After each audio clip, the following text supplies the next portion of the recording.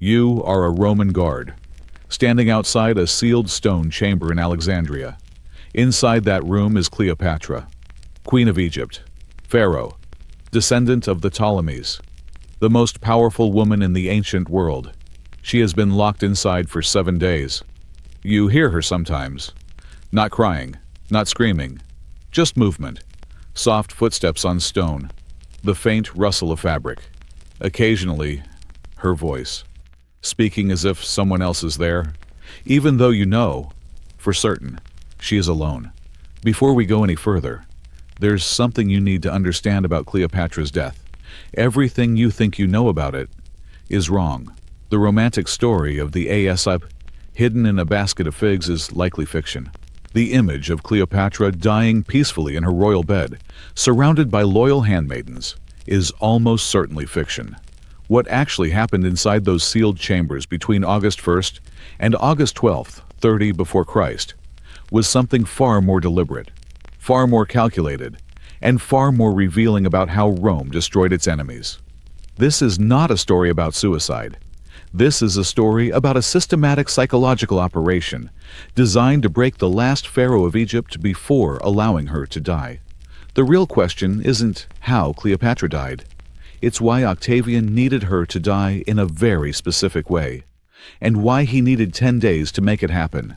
If understanding how power operates at its most controlled and calculated level matters to you, consider subscribing.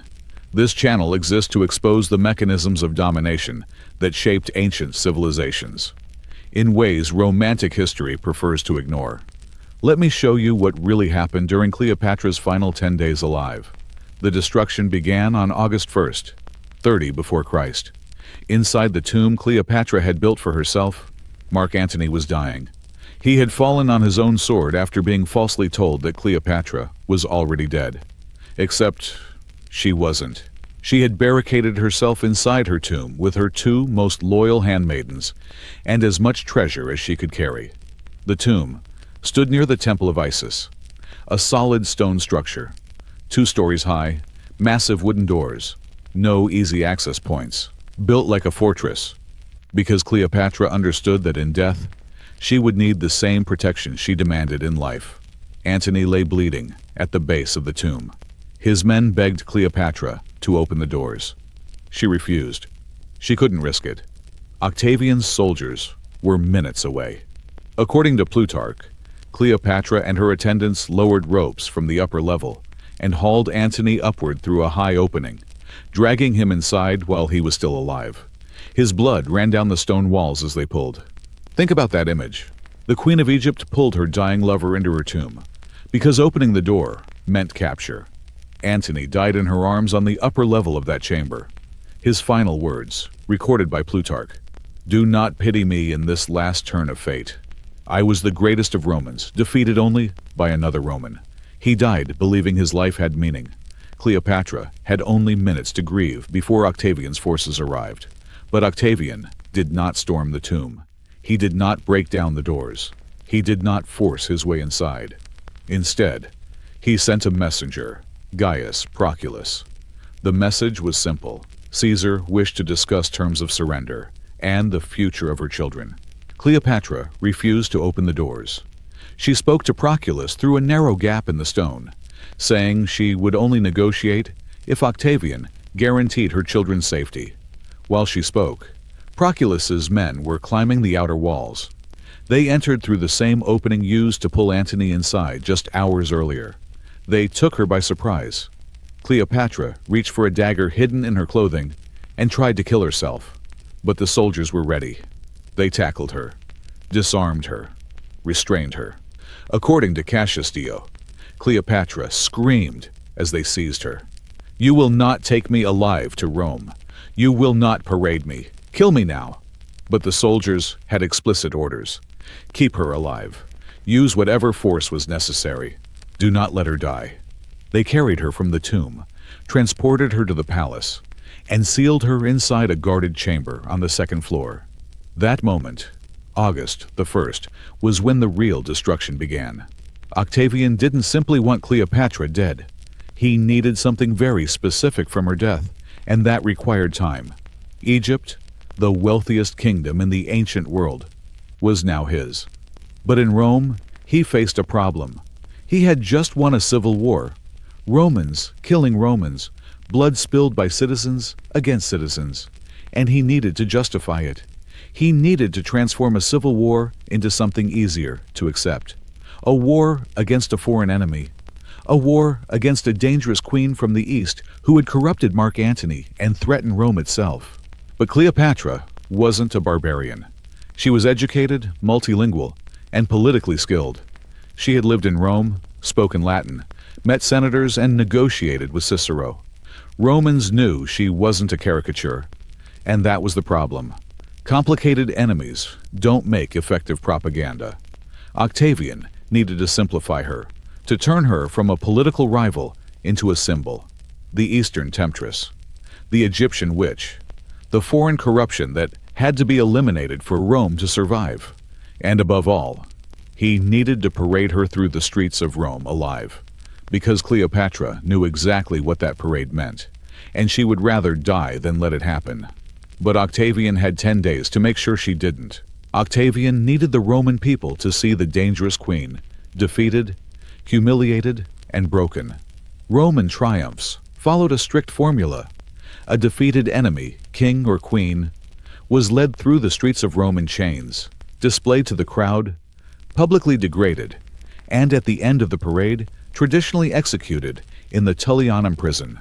This was how Rome celebrated victory, through ritualized humiliation of the conquered. Octavian's entire political future depended on that spectacle, on parading Cleopatra through Rome as living proof that he had defeated the East. But Cleopatra understood that formula. She had seen triumphs before. She had been in Rome in 44 before Christ during Caesar's Gallic triumph. She had watched as Vercingetorix, the Gallic king, was dragged through the streets in chains and then strangled to death in the Tullianum. She knew exactly what Octavian intended for her. Two wills in direct opposition, 10 days to resolve the conflict. This is how Octavian approached the problem. The chamber where Cleopatra was held was chosen carefully. Second floor of the palace. One door, one small window, too narrow for a person to pass through. Guards stationed outside day and night. Everything potentially dangerous was removed. No knives, no daggers, no ropes, no sharp objects of any kind. According to Plutarch, they even searched her clothing and hair every single day, checking for hidden weapons, checking for poison, checking for anything she might use to kill herself. Cleopatra was stripped of everything except basic clothing and placed alone in an empty stone room. But Octavian's strategy went beyond confinement. He didn't just need to prevent her from dying. He needed to break her desire to die. Think about psychology. Cleopatra wanted death because death meant dignity. Death meant control. Death meant Octavian could never parade her through Rome. So Octavian had to reverse that instinct. He had to make her want to live. And to do that, he used the one thing she could not surrender: her children. Cleopatra had 4 children. Caesarion, her son with Julius Caesar, was 17. The younger 3, twins Alexander Helios and Cleopatra Selene, both 10, and the youngest, Ptolemy Philadelphus, just 6, were Mark Antony's. Octavian's men separated them from their mother immediately, moved them to different parts of the palace, and kept them under guard. On August 2nd, the day after Cleopatra's capture, Octavian sent another messenger. Not Proculeius this time, but Gaius Cornelius Gallus, poet, soldier, diplomat. The message was precise, controlled, elegant in its cruelty. Caesar wishes you to know that your children are being well cared for. Their future depends entirely on your cooperation. Should anything happen to you, Caesar cannot guarantee their safety. Caesarion, in particular, is in a very delicate position. Cleopatra understood immediately. Caesarion was Julius Caesar's biological son. That fact alone made him a threat to Octavian, whose authority rested on being Caesar's adopted heir. If Cleopatra died, Caesarion would be unprotected. He would be killed. But if Cleopatra lived, if she cooperated, if she submitted, if she allowed herself to be used, Then maybe Caesarion would survive. Maybe all of her children would. This was the trap. Octavian gave Cleopatra a reason to live that directly contradicted her reason to die. Her dignity demanded death. Her children demanded survival. For the next 10 days, Cleopatra existed inside that impossible choice, the space between dignity and motherhood. On August 3rd, the pressure escalated. Octavian sent architects to her chamber. They arrived with measuring rods, marked ropes, wax tablets for notes. They measured her height, her approximate weight, and the dimensions of her body. According to Plutarch, based on testimony from one of Cleopatra's surviving handmaidens, the queen asked what they were doing. "Preparing for Caesar's triumph," one of the architects replied. "The display must be properly constructed to accommodate you." Think about the impact of that moment. They were measuring her like an object, like furniture, like a figure to be built into a structure. They weren't just collecting measurements. They were delivering a message. This is happening. You are going to Rome. We are building the cage now. And they returned the next day, August 4th. Then August 5th. Then August 6th. Each day brought more measurements, more questions. What clothing would she wear? What jewelry would Roman audiences recognize? Whether she would be in chains or merely restrained. They discussed it in front of her, debated details, the presentation, the visual effect. They spoke about her humiliation as if it were an artistic project. This was not planned. This was conditioning. Every day the architects returned. Death became more appealing. But every day, Octavian balanced that pull with another message. Reports about her children. "Caesarion asked after you today. He's worried. He needs his mother. Pull her toward death with the horror of the triumph. Pull her back toward life with fear for her children. And trap her between the two." Cleopatra was alone in that chamber. Her two handmaidens who had been with her in the tomb, Iris and Charmian, were kept in separate rooms. She could hear them sometimes, their voices carrying faintly through the stone, but she was not allowed to speak to them. No one to talk to, no one to plan with, no one to share the weight of the impossible choice being forced upon her. According to Cassius Dio, Cleopatra repeatedly asked to see her children and was refused every time. "Not until Caesar is certain of your cooperation." But she could hear them. The palace walls were stone and the sound traveled easily. Sometimes she heard the younger children playing, laughter drifting through the narrow window, too small for anyone to climb through. Think about that torture, hearing your children nearby, knowing they are close enough to hear, but not close enough to touch, not knowing whether the sounds are real or staged, not knowing if they are safe, or if the sounds themselves are part of the manipulation. Modern psychology would call this learned helplessness.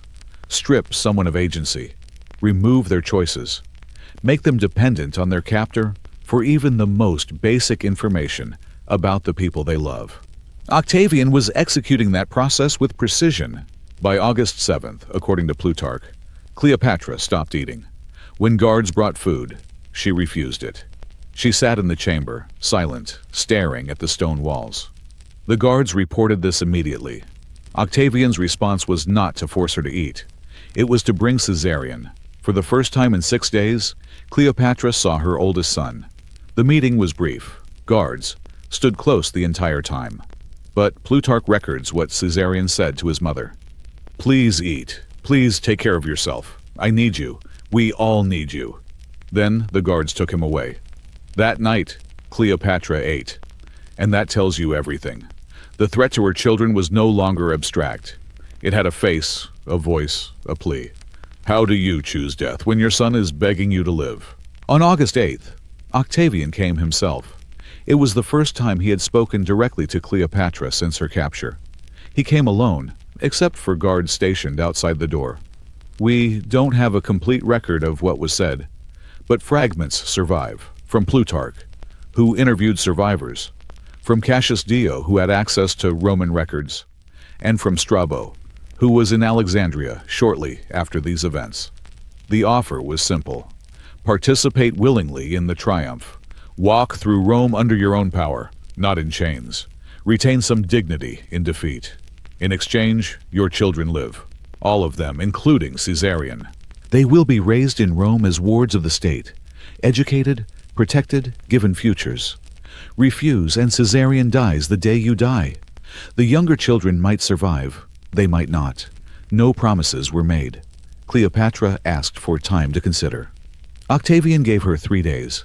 After that, we sail for Rome. With or without your cooperation. Choose. This is the brilliance of the trap. Octavian wasn't offering an escape. He was offering justification, a way for Cleopatra to tell herself that enduring humiliation served a higher purpose. That surrender was not weakness, but sacrifice for her children. It was a lie. Octavian was never going to spare Caesarion. The boy was too dangerous. But Cleopatra didn't know that yet. For 3 days, she lived suspended between hope and despair. Then, on August 11th, 30 before Christ, something changed. We don't know exactly what happened. The sources are unclear, fragmented, but something made Cleopatra understand the truth. Maybe she overheard a guard speaking. Maybe someone loyal to her managed to pass a message. Maybe she simply understood Octavian well enough to see through the performance. However it happened, by August 11th, Cleopatra knew Caesarion was going to die. The negotiations were theater. The promises were hollow. Cooperation would change nothing. Octavian intended to kill her son, regardless of what she chose. According to Plutarch, Cleopatra then requested permission to visit Antony's tomb. She said she wished to make offerings to honor his memory before the journey to Rome. It was a reasonable request, and Octavian granted it. She was taken to the tomb under heavy guard and allowed inside for 1 hour. The soldiers watched as she made offerings, watched her pray, watched her pour libations over the place where Antony had died. They did not see her palm, the small clay vial hidden within the tomb's wall. They did not notice her slip it into her clothing. When she was returned to her chamber, Cleopatra asked for a meal. She specifically requested figs, fresh figs from the market. The guards inspected the basket carefully. They looked for hidden weapons, poison, anything dangerous. They saw only fruit. They let it through. This is where the story of the snake enters. The popular version claims Cleopatra hid an asp, an Egyptian cobra, inside the basket of figs. It's dramatic, symbolic. The cobra was associated with Egyptian royalty, but several ancient historians, including Strabo, doubted that account. The timeline doesn't align. The symptoms recorded don't clearly match cobra venom, and snakes are notoriously unreliable as methods of suicide. What makes more sense, based on the evidence, is that Cleopatra had obtained poison earlier, hid it in Antony's tomb during the days she was barricaded there, and retrieved it during her final visit. What happened next would end the 10 days and decide whether Cleopatra died broken or in control. The exact method matters less than what followed. August 12th, 30 before Christ. Early morning. The guards outside Cleopatra's chamber heard nothing unusual. No screams, no struggle, just silence. Around the 3rd hour, they opened the door to bring her breakfast. Cleopatra was dead. She lay on a golden couch, dressed in royal regalia. Her 2 handmaidens were with her. Iris was already dead at the foot of the couch. Charmian was still alive, using her remaining strength to straighten the diadem on Cleopatra's head. According to Plutarch, one of the guards asked her, "Was this well done?" Charmian replied, "Extremely well, fitting for a descendant of so many kings." Then she died. Cleopatra was 39 years old. This was not a suicide born of despair. It was a final act of control. For 10 days, Octavian had tried to break her, tried to make her choose life so he could parade her through Rome, tried to use her love for her children to force her to surrender her dignity. Her death was her refusal. Her final message: "You can take my kingdom, you can destroy my line, but you cannot take my choice. You cannot parade me. You cannot have that victory." She died on her own terms, dressed as a queen, surrounded by the symbols of power Octavian had worked so carefully to strip away. But here is the final cruelty. Octavian won anyway. He could not parade the real Cleopatra, so he built a substitute, a statue, an effigy. During his triumph in Rome, a massive image of Cleopatra, a snake attached to her arm, was carried through the streets. The Roman crowd saw Cleopatra in Octavian's triumph. They saw her defeated. They saw her reduced to the image he wanted them to remember. The propaganda worked. The version of Cleopatra as the exotic Egyptian seductress who died by snakebite became the story that survived for 2,000 years. And Caesarion, the child Cleopatra had died, believing she might save, was murdered 3 weeks later. Octavian sent assassins to intercept him as he fled toward India. Julius Caesar's only biological son, 17 years old, was killed on the road in the Egyptian desert. The younger children survived. They were paraded in Octavian's triumph in place of their mother, raised in Rome as wards of Octavian's sister, watched closely, given limited futures, never allowed to return to Egypt. Cleopatra died believing her sacrifice might protect them, believing that choosing the manner of her death over participation in Octavian's spectacle was an act of dignity. In reality, Octavian got everything he wanted: the propaganda victory, the elimination of rivals, the conquest of Egypt, control of the story. Cleopatra's death bought nothing except the way she died. And that is what those 10 days reveal about power at its most systematic. Octavian didn't just want to defeat Cleopatra. He wanted to dismantle her psychologically first, to turn her love for her children into a weapon against her will to die with dignity, to construct an impossible choice, dignity or children, and force her to live inside it, to measure her for humiliation, to show her exactly what awaited her in Rome, to offer false hope that cooperation might save what mattered most. It was a machine, every element calculated, every pressure point identified, every moment designed to strip her of agency until surrender felt rational. And when it didn't work, when Cleopatra chose death anyway, Octavian simply paraded an image instead. That is real power, not the ability to kill, but the ability to control the narrative, even when your enemy denies you. If this exposed something unsettling about how ancient power functioned, how defeating enemies wasn't enough and they had to be broken first, subscribe, and turn on notifications.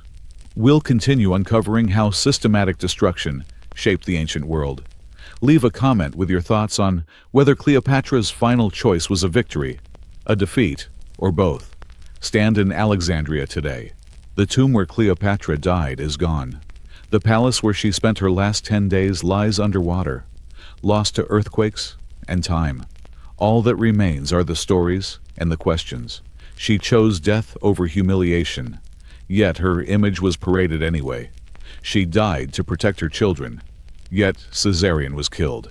She controlled the manner of her death, but not the story that followed. Those 10 days between August 1st and August 12th reveal something essential about power and agency. Sometimes the only choice left is how you lose. Sometimes dignity costs everything and buys nothing except the knowledge that the choice was still yours. Cleopatra died a queen, alone in a sealed stone room, accompanied only by 2 loyal handmaidens. She failed to save her kingdom, failed to save her children, succeeded only in denying Octavian the satisfaction of parading her living body through Rome. Whether that was enough, whether it mattered, is the question that echoes across 2,000 years. Remember those 10 days.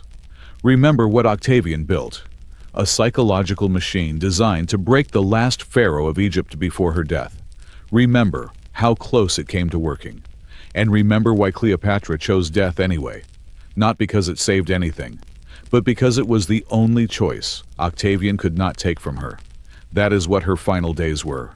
Not romance, not legend, just the systematic destruction of agency, and one woman's refusal to let it be complete.